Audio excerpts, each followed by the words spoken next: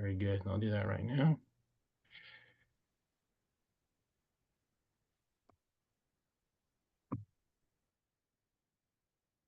Okay, good. Let's begin. All right. Oh, there comes everybody.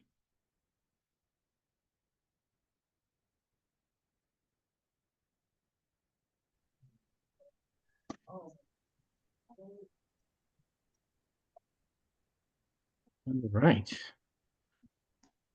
Welcome, everybody. Hopefully you can hear me okay. I'm Reed Baumgarten, the Alumni Engagement Officer for UWC-USA. Many of you know me, and hopefully you all saw that this is going to be recorded. And before we start, I just want to go over a couple of housekeeping. Please, as we go along, be sure to input any questions you have into the chat. That will allow everyone to review it ahead of time. And if for any reason we're not able to get to it, we also have a Q&A at the end to be sure that we do address everybody's questions.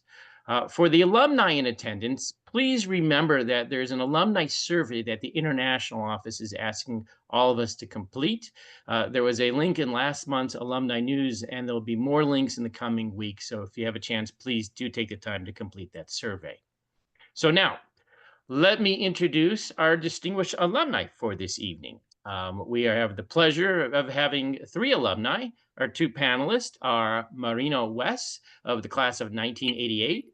She is the World Bank Director of Strategy and Operations for the Western and Central Africa region. She supports the Vice President in setting strategy and work programs across all sectors in the 22 countries of the sub-region. Marina has over 30 years of experience in development, economics, finance, and policy in a range of conflict and post-conflict settings across Africa, the Middle East, Southeast Asia, and Europe. Our other panelist is Federico Gil-Sonder from the class of 1994. He is the manager for the Global Macroeconomics and Debt Unit, previously who worked on macroeconomic, fiscal, and debt issues in Southeast Asia, India, and most recently Angola and the Dominican Republic of the Congo, Burundi, and Sao Tome e Principe. Prior to joining the World Bank, he worked on emerging market debt with the investment bank Bear Stearns in New York. And our third alumni, who is our moderator, is Shan Yung from the class of 2008, and went on to study international economics and politics at Middlebury College of Vermont. She currently works at the World Bank as a senior economist in the Economic Policy Global Department for Latin America, focusing on Paraguay and Uruguay. And now, let me turn it over to Shan. Thank you so much, Reed. Welcome everyone to this online virtual alumni speaker series. So I have the privilege of moderating the session today. And this is great because I actually did not know that Marina was a World Bank alum. So UWC is connecting more and more people every day. Just so to start us off, I just wanted to clarify that this discussion is being held under Chatham House rules. That just simply means you may use the information you receive, but please do not reveal the identity or attribute who said it.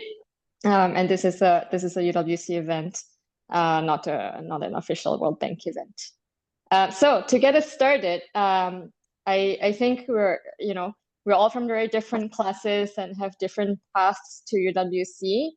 From UWC to the World Bank. My path is very simple. I will summarize. I started working at the World Bank because the person who was in Reed's position 10 years ago actually connected me to Federico. And that's how I started working for the World Bank in Malaysia. And I've been mostly working at the World Bank ever since. So it's been 10 years. So turning over to Marina to get us started. Marina, what was your journey to the World Bank from UWC?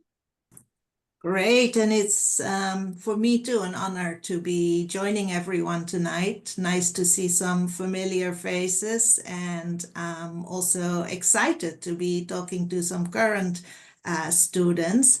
So I'm class of 88. After I graduated, I studied economics in North America and Canada, but also in Europe. In the end, I got my PhD. I taught at university back in Holland. I'm from Holland for about 2 years. And then I joined, this was in the 90s, around the time of all the changes in the former Soviet Union and Eastern Europe. I joined the European Bank for Reconstruction and Development. I worked there for about 3, 4 years, and I joined the World Bank in 2000. Actually, I spent almost 2 decades living in various countries outside the States. I lived in Egypt. We lived in Jerusalem, where I covered the West Bank and Gaza program. We were in India and in Turkey. So it's been an amazing opportunity for me, for my family, to explore different parts of the world. And yes, I moved to Washington 3, 4 months ago. That's fantastic. Thank you for sharing that. Federico, why don't you tell us how you ended up at the World Bank? So when I was at UWC, I wanted to do law, so I didn't take economics at all. I took history, I took chemistry and various things. And then almost by accident, I actually got into university in the US. And then when I was looking at the book with the courses, there was no such thing as law, right? So in the US, you don't do law as an undergraduate.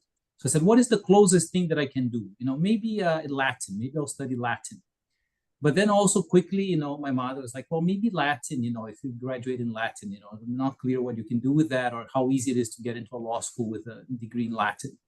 So then I thought, well, this economics thing sounds interesting. So why don't I take a class where you can take classes? So then I got really interested. I took an economics class, and I thought that was really interesting, and it gives me some tools to think about many of the issues that we discussed at UWC and the kind of the inequalities that we see and why some places develop faster than others. Then I got very interested in development economics, and then I actually came to Washington, D.C. in the summer of 1997, and I did an internship at the Organization of American States. And at that time, I also met with UWC alum Chico Ferreira, who was already at the World Bank. He's class of 84, I think. And then I decided that I really had to go work for the World Bank, because that was one place where I could actually use all of this kind of economics thing that I thought interesting in a way that helped me think through a lot of the issues that we were discussing at UWC. So I then applied to graduate school. I got into a PhD program, and I came to work for the World Bank in 2006. And I've pretty much been there ever since. So Reid mentioned, 2 different places. I was in Southeast Asia. I worked as the senior economist for Malaysia. Then I was in India for a couple of years, and then Indonesia. And then recently I was in Angola and working with Central Africa. So it has been, as Marina said, a really interesting opportunity to, get to see different places on the ground and to at least try to wrestle with some of the, very important questions about how do we actually try to improve the lives of people in many of those lower income countries, and how to try to see whether we can actually make things move forward. Thanks. So I often reflect, and I think the World Bank is in some ways a continuation of my UWC journey. I think my interest in Latin America started very much in UWC, and it's really been great to be able to come back to that in my career. So I was wondering, Marina, if you could take us a little bit on a journey to Western and Central Africa region, which I personally know nothing about. If you could tell us a little bit more about where's the region, what are the main development challenges that this region faces, and why should we care about what happens to the future of these countries? No, thank you. Thank you very much. So I've been learning a lot about the West and Central Africa region recently. I started in this role about 6 months ago. We're covering 22 countries in West and Central Africa, and in each of those countries, the World Bank has a country office. So I work very closely with the staff in the country offices. And they have very different backgrounds. So the 22 countries are actually incredibly diverse in many different ways. Some of them are coastal, they have different languages, lifestyles, different economies. In total, they're home to about 500 million people. And I realize, of course, we may have an audience in the room today that includes some of the natives, which will be great to hear from you. If not today, then I'll be available separately. So there's about 500 million people living in Western and Central Africa. And about 40% of those live in Nigeria. Nigeria is by far the biggest economy in the sub-region with about 230 million people. It's such a diverse region that it's hard not to generalize, yet to be succinct. Many of the countries are very resource rich with oil, with cotton, with various agricultural goods. Now you were asking a little more about challenges and mega trends. So maybe just to highlight a couple. First of all, if you look at the gap between the per capita income in West Africa and those of other countries in the world, it's been increasing. So for instance, 50 years ago, per capita incomes in West Africa were 8% of what they were in high income countries. Today, they're only 4%. So the income divergence is increasing. It's also a region, unfortunately, where there's a lot of fragility, a lot of conflict and violence, a lot of tensions over the past year around decisions of some of the countries, Burkina Faso, Mali, Niger, to leave the economic community of West Africa, and increasingly almost 3/4 of the population now live in fragile conflict and violence affected countries. So one mega trend, one characteristic is really the fragility of the region. I also want to highlight a second mega trend is really the demographics. So this is a region of extremely rapid population growth. It's one of the youngest regions in the world. And over the next 30 years, it's expected that the working age population will increase by 800 million people. So really potentially a huge demographic dividend, but also a resource that needs to be nourished very carefully. It's also a region that's increasingly impacted by climate change. It's had dramatic negative consequences. Even in the past year alone, we've had a lot of flooding. But if you look at the longer term, you see that Lake Chad, for instance, has lost 90% of its water in the past couple of decades. So we see desertification, rising temperatures, deforestation, climate change. And I think Federico will talk more about this, but it's also a region characterized by a lot of macro challenges. And because of that, there's not enough money to focus on some of the important development that's needed, including in health and education. So maybe later I can say a little bit more about what the World Bank is doing, but for now I'll just highlight that last year we have a very big program in West Africa. Last year we approved $11 billion for 66 operations in the region, and they were in a broad range of areas, from the social sectors to infrastructure to budget support, and really with a strong focus to those countries where fragility, conflict, and violence is most prominent. People are very much at the core of our strategy in Western Central Africa, improving service delivery, improving infrastructure, and really a very strong focus on jobs. And of course, the jobs agenda is a very rich one, from education, but also to the environment in which people can work. Let me pause there for now. Thank you. No, that's excellent, setting the stage for us. So Federico, since Marina mentioned debt and macro problems, we know that many poor countries, not just in Western Central Africa, but around the world, already had many debt problems before the pandemic. Can you tell us a little bit about why these countries have become so indebted, and why is it that the World Bank and other multilateral institutions can't just go ahead and pardon these countries' debt? We often, see a lot of activists say that these countries shouldn't be in debt and just cancel the debt or pardon the debt. Why is that so difficult to do?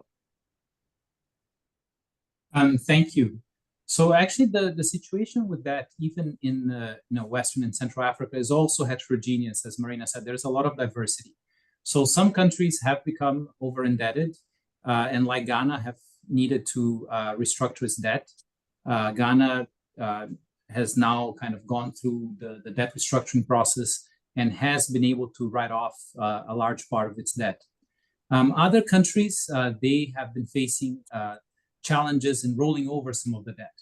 And I think that some of what happened is that debt started increasing even before COVID. We had many years of low interest rates.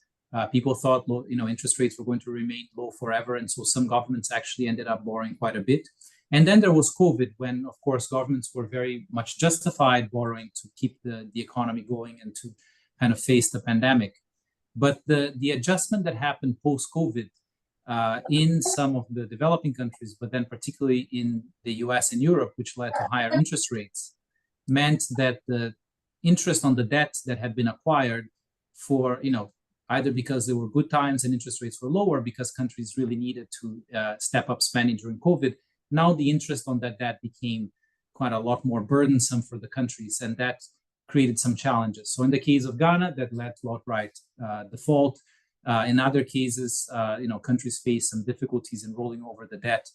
But many countries have been able to kind of navigate through this. Just recently, and maybe Marina can even also discuss more, for Côte d'Ivoire, that's a country that has been very actively trying to manage their debt and making sure that they can free up fiscal space to continue investing in things like health and education. And one of the things that the World Bank did was to have a transaction that allowed them to do that at a lower cost, so that the savings would be used for spending on health and education. The World Bank lends at what we call concessional terms, which is, the World Bank can get used to a lot of jargon. So I apologize if I use any jargon, please feel free to ask for us to clarify. So concessional terms just means that it's below market interest rate, right? So if you go and get a mortgage, you pay, 5, 6, 7%. And if countries go into the market, they'll pay 5, 6, 7%. And if they're very risky countries, maybe they'll pay 8, 9, or 10%. The World Bank lends to the poorest countries, to the countries that are members of the International Development Association, which I think are most of the West African countries, at terms that are really much below that. In fact, the interest that is charged is 0.75% for the countries that receive actual loans. And many of the countries receive outright grants. So Marina mentioned Chad. Chad is an example of a country that receives outright grants from the World Bank. So there's no additional debt.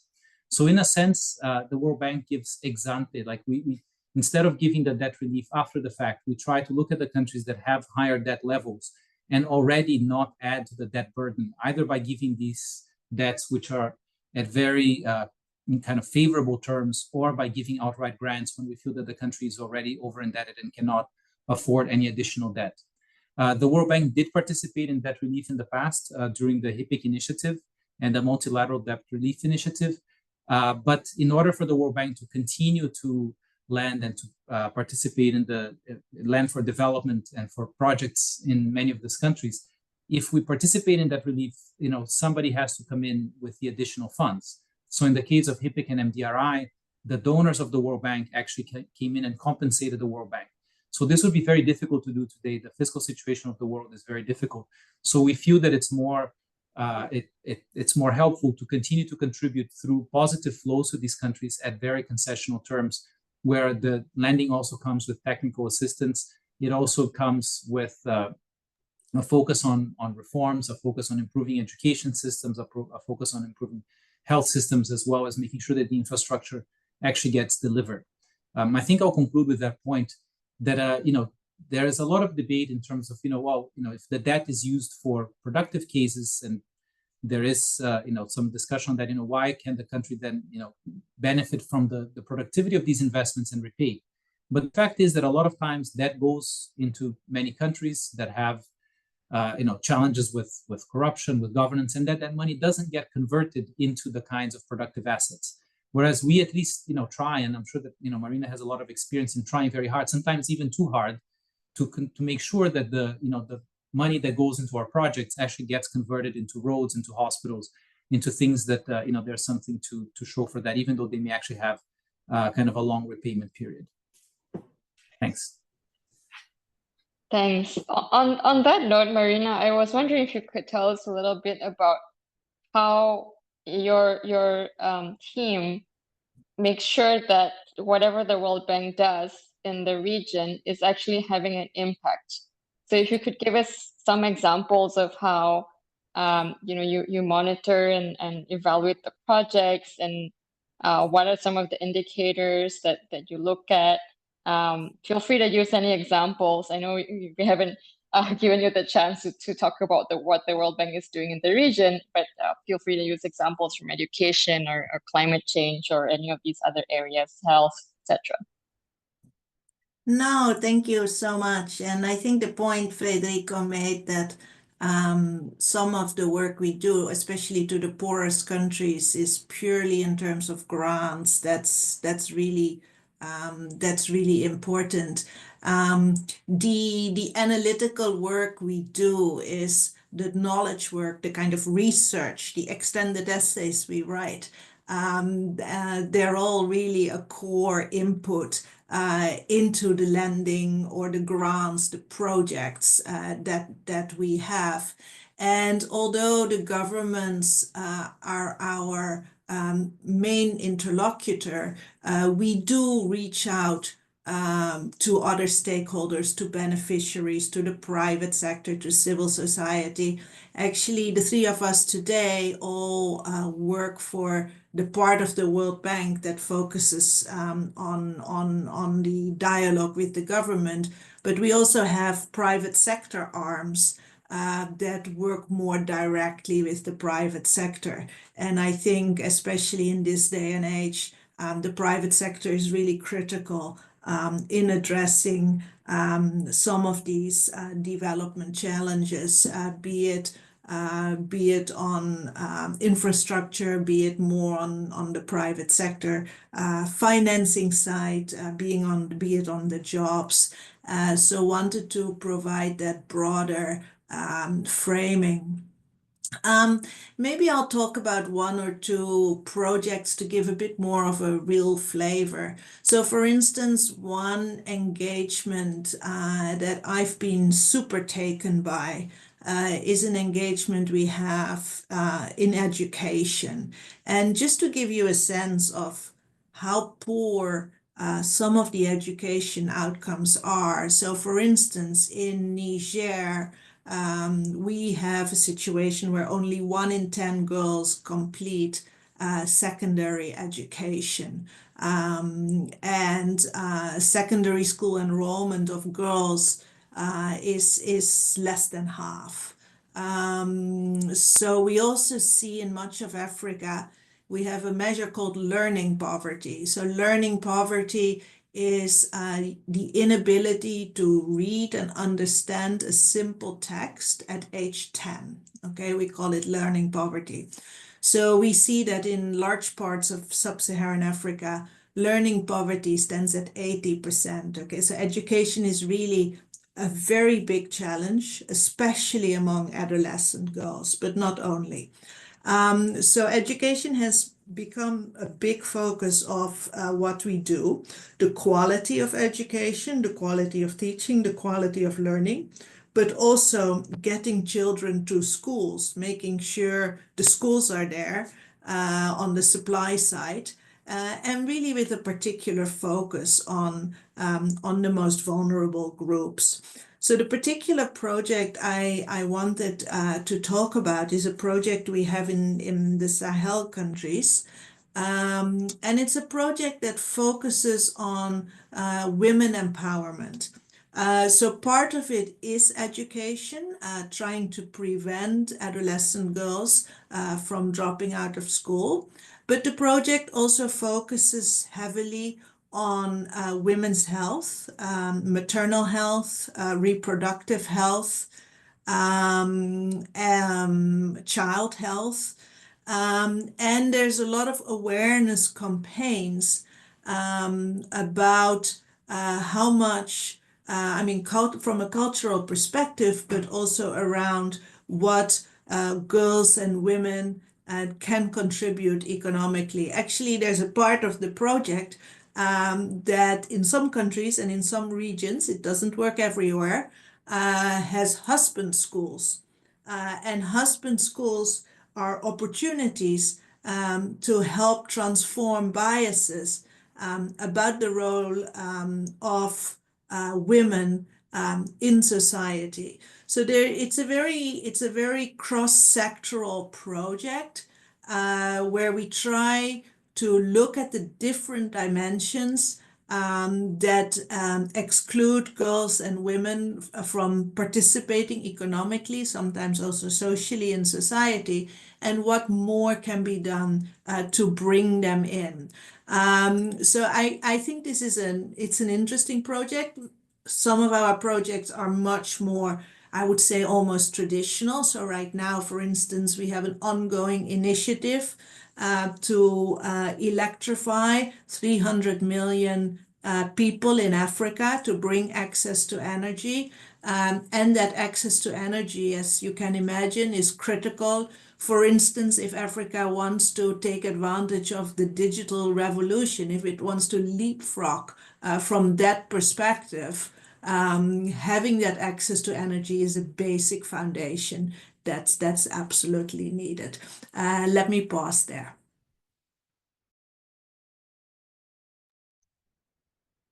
Do you just want to say, sorry, just one line about how you would be looking at some of the outcomes from this project and how those are monitored by your office?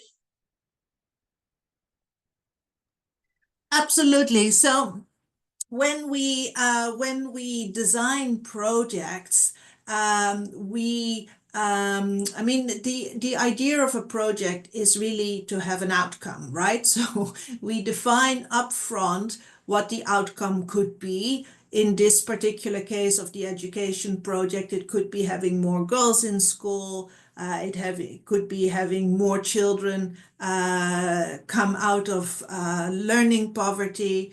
It could be reducing the maternal mortality rate. So we would set these objectives, and then supervising the project is done by the teams, both in Washington, but also very importantly, the teams in our country offices are the ones who lead the day-to-day discussion with the various people on the ground working on the activities. And then, of course, we monitor, and we often have to adjust. Development is not instant coffee. It's not easy. So when we see that maybe a certain objective is not being reached, maybe we were too ambitious originally. Maybe we weren't ambitious enough, or maybe we have to adjust something along the way. I realize there are questions in the chat, but I haven't had a chance to read them yet, so I'll come back to those later. Thank you, Marina. That's great. That's a good quote. Development is not instant coffee. Federico, turning to you, back to your shop. Sorry, there's a bit of an echo. Turning back to you, Federico, could you tell us about your latest pet project, about debt and development in Côte d'Ivoire? What's that about, and how do you feel about this project? So I even already mentioned that in my first response. I mean, I think that we are very excited about that. I think that people may have heard that some of these debt swaps have been done in Latin America. There was one done. Could you take a step back and say what is a debt swap? Because not everyone might know what that is. So a debt swap is when countries, instead of paying debt service, instead of paying principal and interest on their debt, they use some of that amount to redirect it to some development purpose. So in the case of debt for nature swaps, which is the ones that have been done in Latin America, countries have agreed to spend some of the money that would have gone into debt service into conservation. In the case of the Ecuador one was in the Galapagos, but there are all kinds of different kind of debt for nature swaps. So we looked at those and we were always a little bit kind of reticent because they involved a lot of structuring of trust funds and a lot of fees, and it involved sending the money to a trust fund in Delaware, and then there is some board that controls how the money gets used. So that's all very heavy. So we thought that we should try to rely more on the government's own systems and to think about a better way in terms of getting to the results that we want. And the World Bank has three major kinds of instruments that it uses in terms of how it lends money to countries. So one of them is called the payment for results.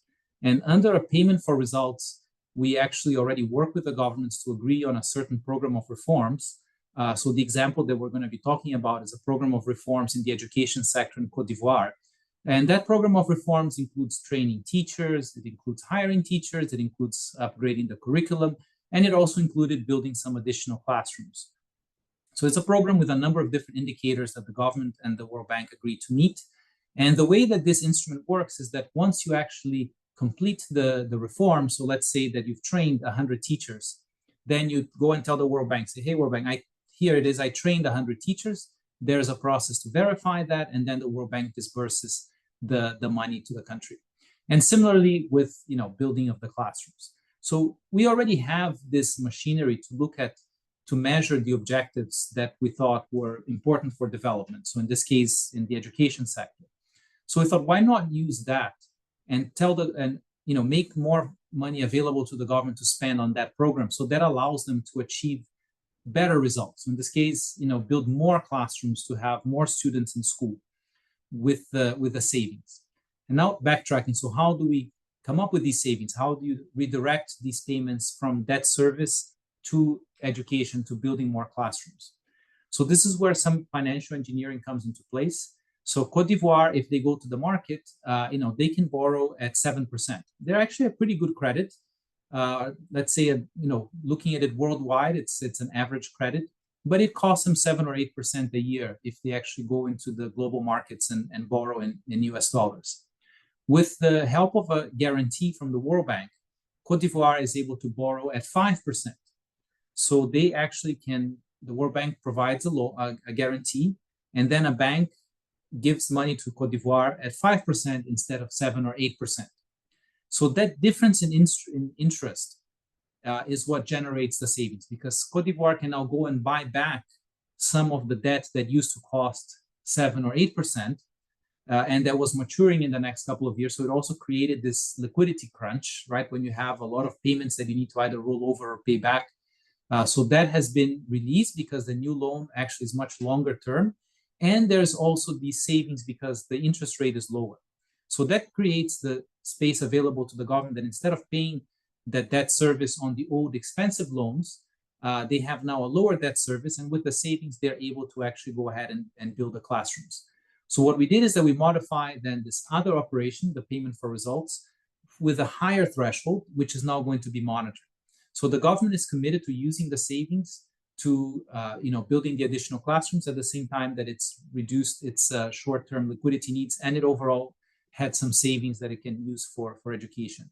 So that's the swap, and that's actually doesn't involve any trust funds in Delaware. It relies on the government systems. It relies on the work that our education team in Cote d'Ivoire and West Africa is doing with the government and with the education ministry there to make sure that they can actually implement those, that program in the education sector to educate more kids and to improve the education of more kids in Cote d'Ivoire.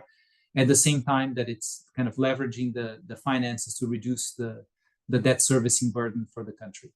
So that's one example that we hope that we can actually do a few more of that. I mean, I think that's part of our new president is very keen on making sure that we are creative and we are more innovative than perhaps the World Bank has been in the past. Sounds good. We'll be very interested to see how other projects similar to this one pan out. So I think we are ready to turn to Q&A. As Marina mentioned, there is a question in the chat from Ramaya. I'm sorry if I'm mispronouncing your name. So just to summarize a bit the question, Ramaya is asking about how the challenges of education can be addressed in developing countries like India. He's asking whether some of these challenges remain unsolved because of political will or poor state funding or capitalistic ideologies. So Marina, would you like to take that one? Actually, I just realized both of you were senior economists in India. So if you want to speak to your time in India, please also go ahead. Is it possible me to clarify that capitalist thing? Maybe I'm a math person. Sure. Please go ahead. Yeah. So I remember when I grew up, I was studying in one of the public sector schools, and education was free. You get books, you get uniform, and you get medical. Medical was free. And these four siblings studied in that way, and it was fantastic. But now, slowly, it is getting privatized, and primary education and all that is getting very costly. So people are finding very difficult to, study in schools, and government schools are going down. So is it because of that idea of getting privatization, or I don't know? That was the whole question. Yeah. Apart from rest of the points I mentioned. Yeah. Yeah. Thank you. No, thank you. And it's a tough question, right? But let me share a few reflections. First of all, I think the flip side of what Federico was talking about around the debt crisis and the increasing debt around the world is that there is in nearly every country globally just much less money for financing, investing in basic health and education services, right? Unfortunately, I think we're having a bit of a human development investment crisis because there's so many other competing demands, right? Yes, during COVID, there was a period where we temporarily spent more on health, but really governments are dealing with so many different challenges on the climate side, on the macro side, on the security side in many cases. So there's just a lot of pressure on government spending, I think definitely in poorer countries, but quite frankly in richer countries too. So talking about education, I do think that obviously political will is key. Funding is a real problem in many countries around the world, including for the reasons I just mentioned. I think when we advise governments on how to think about basic education and public education, we look both at the supply and the demand side of things. So on the supply side, it's a question of building, it's a question of teacher training, it's a question of making sure that children are ready to learn, meaning they're fed, and in many cases they're offered school meals to make sure they're fed and they can learn better. But it's also a question more on the demand side. We want to make sure schools are safe so that the parents are comfortable sending the kids to school. And of course, in some countries where the demographics involve large increases in youth population. I used to live in Egypt. Egypt is a classic example of that. It's very difficult to have enough schools, to have enough teachers, to have enough buildings and enough funding to just deal with the number of kids there are, right? So I do think it's a combination of factors. The discussion of private education vis-a-vis public when it comes to basic and secondary education, pre-tertiary, pre-university. Different countries have different models. I don't think it's necessarily the case that one model is better than the other, but they target different groups. And one of our concerns at the World Bank is really to make sure that the most needy and the most vulnerable children can have access to education. There's a lot more we could say about this, and happy to have a follow-up chat. But let me stop there. Thank you, Marina. So we've got some great questions coming in the chat. I'll group the two about debt, and then we can go back to the one on corruption, which I think is super interesting. So Federico, one from the global politics students.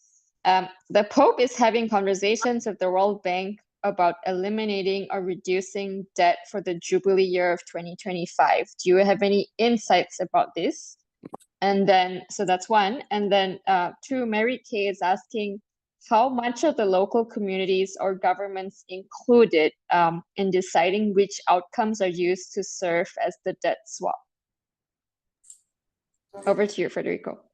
So I'm not fully aware of the discussions of the Pope. They are probably at a much higher level than mine. But I think that if this serves, again, it goes back to the trade-offs, right? So if this serves to actually have donors provide or when we mean donors, we mean taxpayers in a lot of developed and even now some developing countries that are contributors to the World Bank. So, this money has to come from somewhere if we're going to do this debt forgiveness as we did under the HIPC and the MDRI. And what we see is that is very challenging. I mean, we did manage to have a very successful replenishment for the IDA fund, which allows us to provide grants, for example, to some of the countries that are highly indebted, or which allows us to provide these very below market credits. But I think that to have for the World Bank to continue to provide a large volume of concessional loans and grants to countries, this would not be compatible with the World Bank then also forgiving these loans, except if there was some very big commitment from the Europeans, Americans, Asians, and some of the other countries that contribute to the World Bank.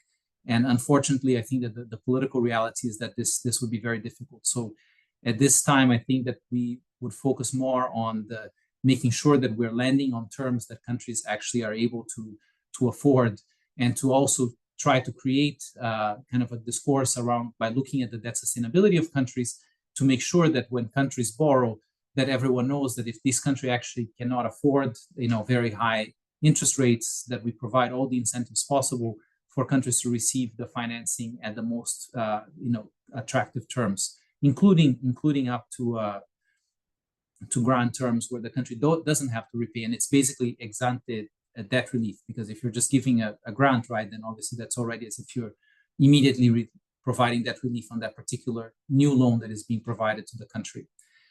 In terms of the local communities and governments deciding the outcomes, I think that's actually probably a better question for Marina.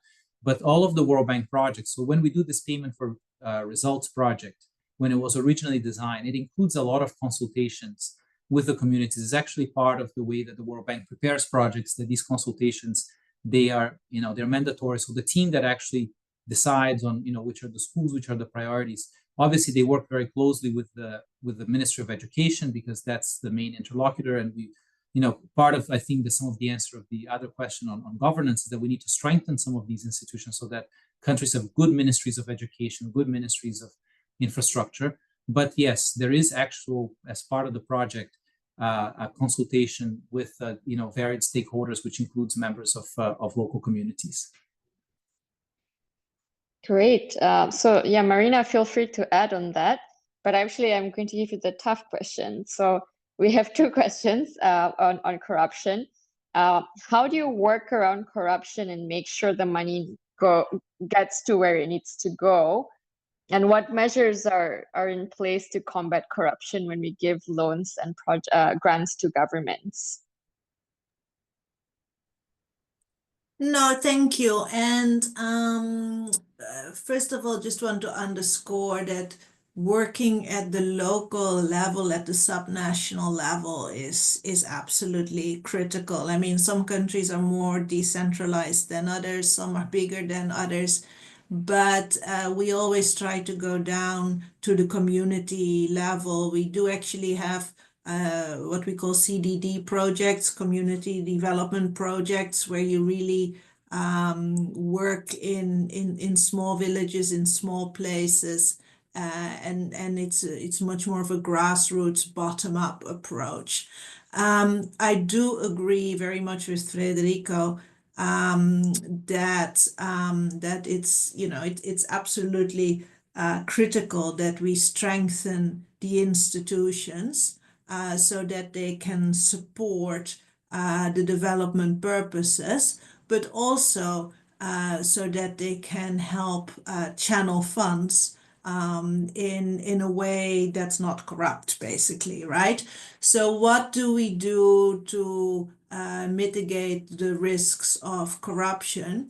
I think there are two parallel tracks, two parallel answers to that question. I think the first one, when it comes to specific projects, throughout the life cycle of the project, we try to design the project in such a way that the proper mechanisms are in place for channeling funds, for procuring competitively, and then as the project advances, to supervise it and ultimately to audit the flow of funds, so that to the extent we can, we know that that funding has really gone towards the intended development objective that was jointly agreed with the government. If we find at any point that something may not be as was expected, there will always be a serious discussion immediately. There are many occasions where projects have had to be stopped over concerns of corruption, which of course is also quite a tough decision, because you want to have a zero tolerance approach, but at the same time you also want to get the money out there, right? So but for us, we do very much have a zero tolerance approach. Now, in addition to the project specific discussion around corruption, we also have broader discussions with the countries where we work around fiscal spending, around public expenditure management, around procurement, around internal audit, around accounting. So more general discussions that go beyond the project level discussions that help put in place the systems, the institutions to mitigate the risks linked to corruption. So maybe just one more point I wanted to pick up from the questions in this round anyway, is the point of the dependency.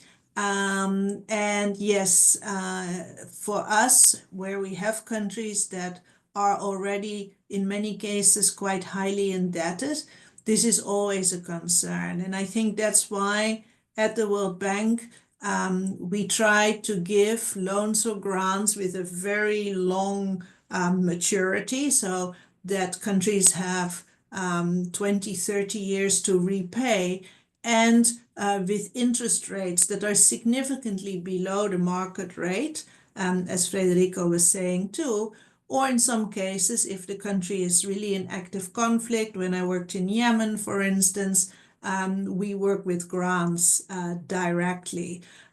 So we try to work around the issue of debt dependence, and our debt is on more favorable terms than what countries can get if they go to the market. And then at the same time, we have a parallel dialogue with countries around development, around growth, around job creation, so that hopefully these discussions help countries to put their economies on more sustainable paths, which will also help with debt service. Yeah, I don't mean to be naive. It's not simplistic. It's very tough on a day-to-day level. There are many ups and downs. Often it's 2 steps forward, 1 step back. But that's one needs to be in these roles. And I think this is also where UWC and the World Bank do have some commonalities. You want to help, you want to make a difference, but that's not always easy, right? Indeed, and 30 years in this development business, I'm sure you've seen a lot and can share a lot more. So we're almost out of time. Federico, there's one more question for you, and then yeah, I think we'll just keep it open. Whoever wants to come in with any last words. So Rolake is asking if you have any thoughts about the increasing Chinese and Russian investment in Africa. So there hasn't been so much Russian investment. I mean, I think that there has been some things in different parts of Africa, but actually I think that the quantum there has not been very large. In fact, there's been large Turkish investment in Africa, Indian investment in Africa. Those have been large relative to what they were, maybe 15 or 20 years ago. But the big one has been the Chinese investment with the Belt and Road Initiative. Over the last, maybe 15 years, there has been an increase in Chinese investment in Africa. And on the one hand, I mean, I think that it kind of makes sense, right? Because there is a lot of infrastructure and capital that was built up in China. China built up the expertise, with some of the companies that were actually building that infrastructure in China.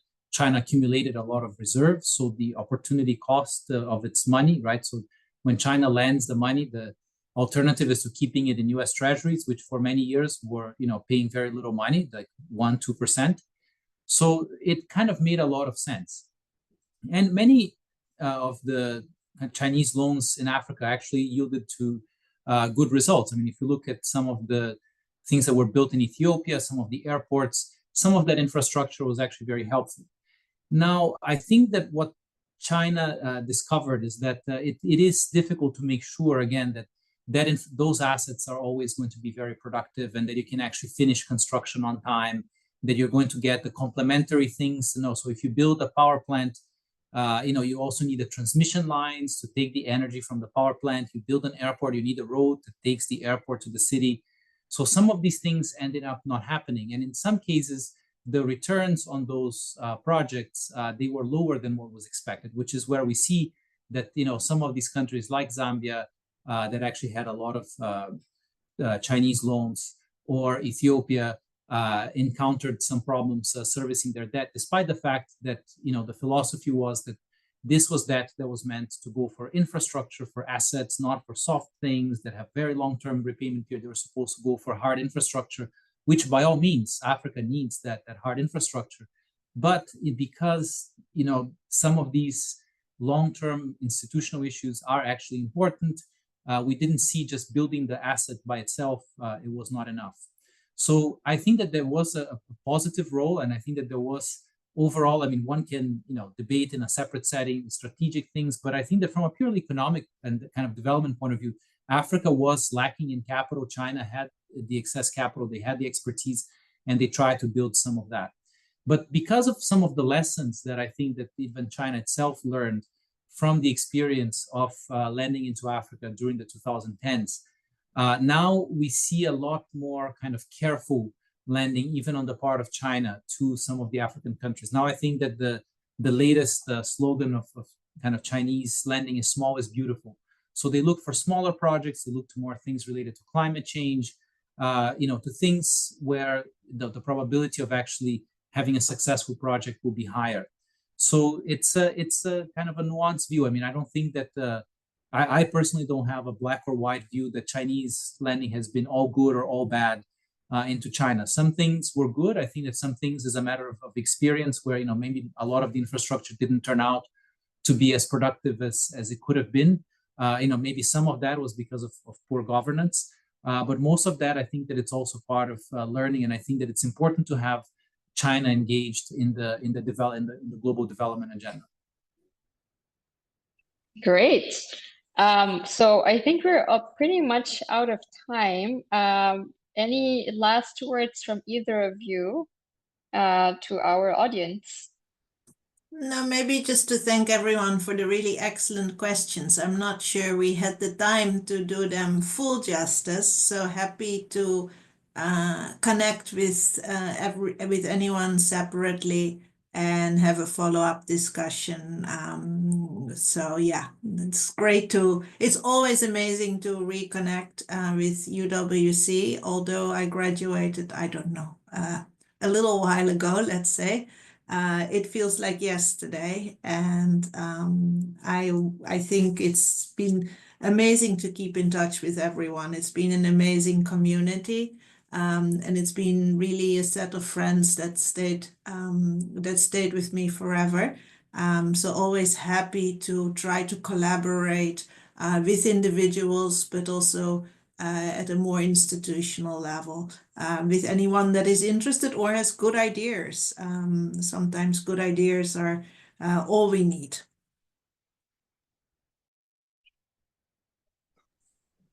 Thank you. I just very quickly echo Marina's words. I mean, I think that it's amazing how much we have in common. I mean, I meet people with very different viewpoints that have gone on to do very different things, but there is something in common about that experience that it's really great. And I also would welcome further engagement. And thanks a lot to Reed and everyone for attending this session. Great. Back to you, Reed and Carl Martin, to close us out. Very good. Thank you, Shen. Thank you, Marina and Federico, for your time. And a shout out to the Global Politics class sitting in Kluge. Thank you for joining us. It's great to see the students here and the teacher and the faculty. And to everybody else who joined, thank you. Again, if you do have follow-up questions, please, you can send them my way, and I'll be sure that they'll get to Marina and Federico, and so that they can get back to you if needed. But in the meantime, you will get a follow-up email. We do ask for your input on additional topics. We get a lot of great ideas from that as well. So please take a moment to fill that out. And we will be sending out the recording link as well with that email. But thank you, everybody, and have a wonderful evening. Have a great evening. Thank you. Bye. Thanks, everyone. Bye-bye. Bye.